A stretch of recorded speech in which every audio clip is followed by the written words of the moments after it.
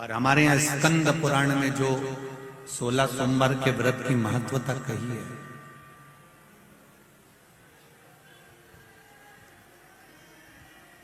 स्कंद पुराण में जो 16 सोमवार के व्रत की महत्वता कही गई, उसमें वर्णन आता है कि राजा ने रानी से कहा था कि पूजन का सामान ला के रख दो, और उसने किसको भेज दिया था?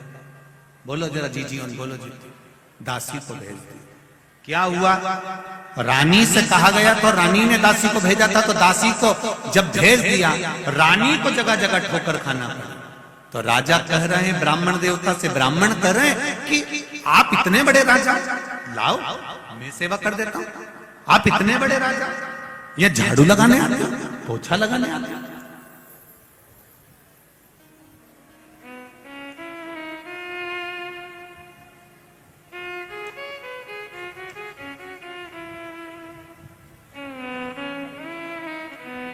कई लोग बहुत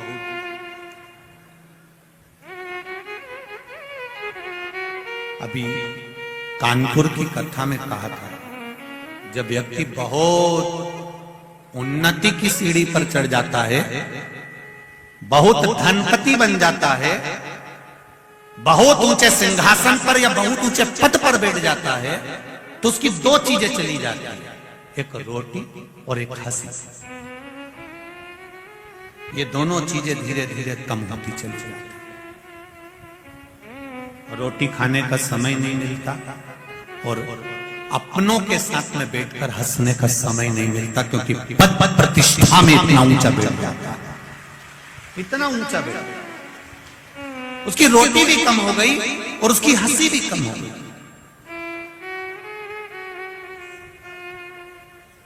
अच्छा, हमारे शास्त्र कहते हैं उसकी रोटी और हंसी कम हो जाती है, पर हम तो कहते हैं साथ में उसकी ताली भी कम हो जाती है, उसका भजन भी कम हो जाता है, उसका स्मरण भी कम हो जाता है। तुम देखना, बहुत साधारण सा जो व्यक्ति होगा ना, कथा में बैठ जाएगा, खूब एंजॉय करेगा, खूब नाचेगा, कथा भी सुनेगा, जहां मर्जी पड़ गई वहां बैठ गया। और कहीं कहीं की बहुत वीआईपी, इधर से साड़ी में 4-6 पिन, इधर से पिन, और सब दूर से लगा लोगों कर पेंसिल से लाइन खींचने डब्बा भरा, उसके बाद यहाँ से कत्थई, यहाँ से नीली और यहाँ से पुत्र, और फिर इसको कहीं कथा में ले जाकर बिठा दो। और भजन में, जब भजन में ताली बजाने का नंबर आया,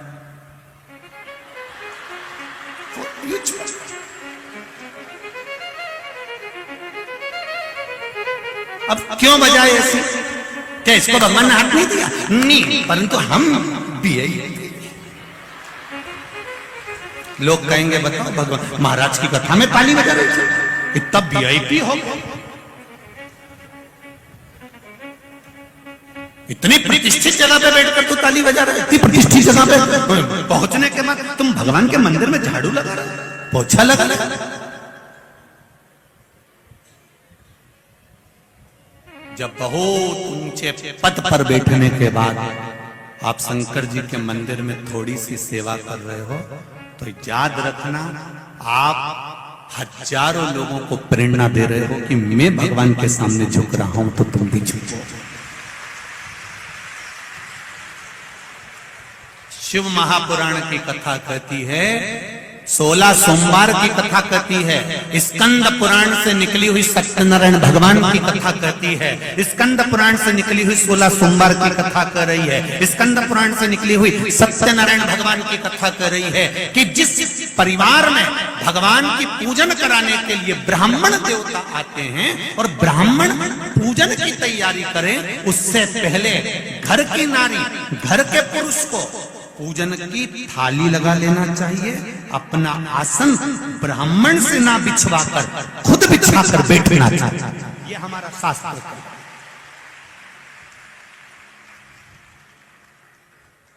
पर आज के जमाने में लोगों ने बिगाड़ दिया, आसन भी बेचारे ब्राह्मण देवता लेके चलते हैं, जजमान को यहाँ हम बिछा दे रहे, बैठ गया।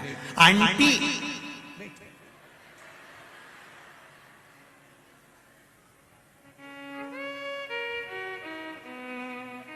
आंटी और बंटी सब सुन लो अच्छे से, आसन भी खुद लगाइए, पूजा की थाली भी खुद लगाइए। पूजन का विधान पाटे पर भले ब्राह्मण देवता जमाए, कलश ब्राह्मण देवता रखें, पर थाली स्वयं लगा कर रखिए। जैसे तुम्हारे यहाँ पर कोई अतिथि आता है तो टेबल पर पहले से काजू बादाम पिस्ता इलायची, हम जहाँ ठहरे हैं वर्मा जी के यहाँ, कल हम गए थे तो उन्होंने पूरा सामान जमा के रखा था।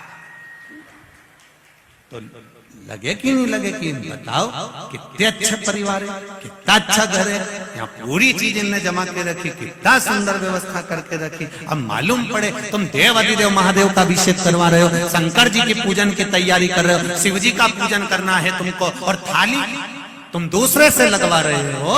शिव महापुराण की कथा कहती है एक अपने घर की तिजोरी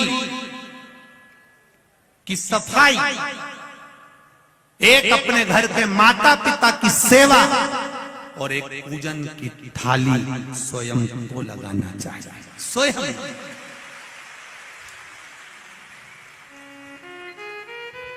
स्वयं घर के माता पिता क्या करेगा दादा? भेरू पूरा सिंदूर चढ़ा के चले जाएगा, पूरा दिखेगा ही नहीं तेरे को। तो देख, अब नौकर से कहो कि घर की तिजोरी की सफाई कर करे, सब साफ कर जाएगा। घर की तिजोरी की सफाई का हक घर के व्यक्ति का है, माता पिता की सेवा का हक घर के व्यक्ति का है, उसी तरह पूजा की थाली लगाने का हक घर के व्यक्ति का है। ये निश्चित स्वयं लगाए, स्वयं।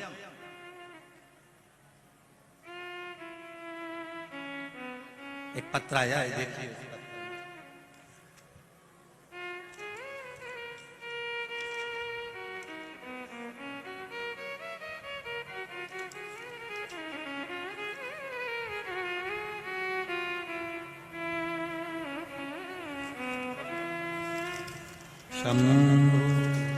पुत्र रत्न की प्राप्ति हुई है।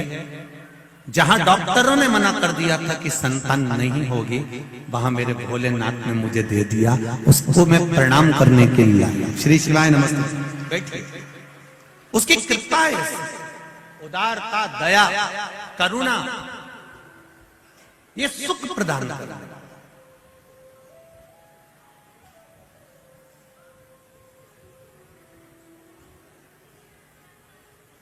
वैभव का सुख, सत्ता का सुख, हम कहने में पीछे नहीं हटेंगे। जिसके घर में जो सत्ता का भी अगर सुख भोग रहे हो तो ये निश्चित है कि आपने पूर्व समय में जरूर शंकर जी के मंदिर में या तो झाड़ू लगाई होगी, या सेवा करी होगी, या वहां का निर्माल्य उठाकर विसर्जन करा होगा, या पूजा की थाली लगाई। उसका सुख है। हम जहां भी कथा करने जाते हैं तो हम हमेशा स्मरण में रखते हैं कि भोलेनाथ जी, हम उनसे भी कहते हैं बाबा तूने जितनी जगह कथा कराई, चाहे कानपुर कराई हो, चाहे काशी कराई हो, चाहे जहां जहां आप कथा करा रहे हो, या आपकी कृपा करुणा है। तो हमने देखा है जहां शंकर भगवान को मानने वाला होता है या शिव भक्ति में डूबने वाला होता है, ये शिवपुराण होती भी वहीं पर हो जहां शंकर के भक्त। हमने शुरू से देखा है शुक्ला परिवार में, संजय जी शुक्ला जी के इस पूरे परिवार का हमने स्मरण किया है कि इनके परिवार में शंकर का अभिषेक, पूजन, अर्चना और शिव स्तुति आज से नहीं, इनके दादा परदादा के समय से होती आ रही है। ये शिव भक्ति और उसी का फल मिलता है, और उसी का फल, उसी का आनंद।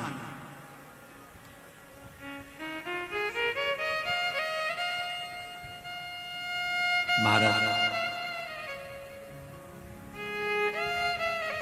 जयध्वज ने कहा ब्राह्मण देवता, मैं शंकर जी के मंदिर में झाड़ू लगाता हूं, पोछा लगाता हूं, इसीलिए मेरे को आज राजा का राज्यपाट मिला हुआ। राज्यपाट मिला, मैं नहीं छोड़ूंगा नहीं। तो भगवान के मंदिर में सफाई करना क्यों नहीं छोड़ते? शिव मंदिर में झाड़ू लगाना क्यों नहीं छोड़ते? शंकर मंदिर में पोछा लगाना या निर्माल्य उठाकर विसर्जन करना क्यों नहीं छोड़ते? महाराज,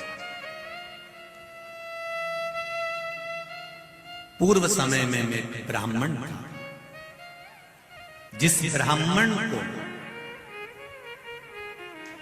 मैं उस समय पर रेवत ब्राह्मण था, और रेवत ब्राह्मण एक ऐसा ब्राह्मण जो पूजन नहीं करा सकता।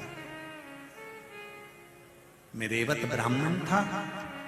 नरसिंह पुराण की कथा कहती है कि मैं रेवत ब्राह्मण था, और रेवत ब्राह्मण था, मुझे पूजन का अधिकार नहीं था। मैं पूजा नहीं कर सकता।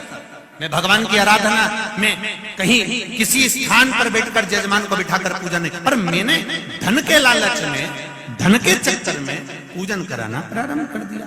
मुझे धन मिलने लगा, पैसा मिलने लगा, पर मैं रेवत था माना, पर मेरी बुद्धि भगवान में नहीं रम पाती थी। मैं वेश्यावृत्ति में लगा रहता था, जुए में लगा रहता था, गलत काम करता था, गलत चीज में डूबा रहता था। एक बार मैं किसी जगह पर पूजन करा कर आ रहा था। पूजन करा कर आते आते मैंने एक सुंदर स्त्री को देख लिया। मेरे पास में पूजन का जो झोला था, पूजन की जो पोटली थी, उसमें बहुत सारी सामग्री थी। जरा ध्यान से सुनना कि मंदिर में केवल सफाई करने से क्या मिल जाता है, केवल निर्माल्य विसर्जन करने से क्या मिल जाता है, केवल मंदिर में आप साफ रख दो तो उससे क्या प्राप्त हो जाता है। राजा कह रहा है, जय ध्वज कह रहे हैं ब्राह्मण देवता। मैं पूर्व समय में एक ब्राह्मण था, रेवत ब्राह्मण था, और मैं ब्राह्मण पूजन कराने का मुझे हक नहीं था उस समय, पर मैंने पूजन कराई, इकट्ठा कराई। पर पूजन करा रहा था, मार्ग में से एक सुंदर स्त्री निकल कर जा रही थी। उस स्त्री को मैंने देख लिया, जबरन पकड़कर उसको टूटे हुए खंडेरे की ओर लेकर गया। मुझे नहीं मालूम था कि ये शिव जी का मंदिर है। मैं गलत कार्य के लिए उसको लेकर गया था। मैंने जब अंधेरा देखा, तब अपने पात्र में से, अपने वस्त्र में से थोड़ा सा घी जो लाया था यजमान के यहां से, उसको निकाल कर अपने ही उस पात्र में से थोड़ा सा कपड़ा निकाल कर फाड़ कर दिए में डुबो कर उसको जलाया। गलत करने के लिए गया था। उस नारी के साथ में मैं गलत कर्म करना चाहता था।